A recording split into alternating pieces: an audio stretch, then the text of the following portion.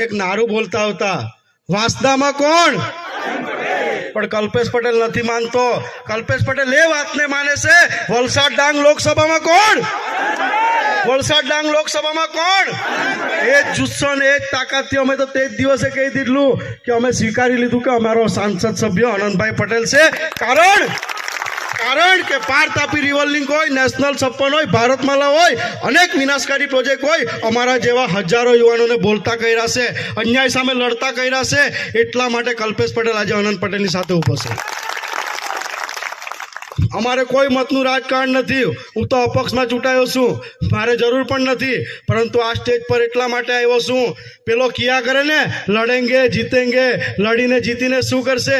ભાઈ, અમે લડ્યા, અમે જીતા, અનંતભાઈની આગેવાનીમાં લડ્યા. બે ડાંગના છોકરાઓને ન્યાય અપાયો, પોલીસ વાળાને પણ ઘર ભેગા કરી દીધા. પાર તાપી રિવર લિંકમાં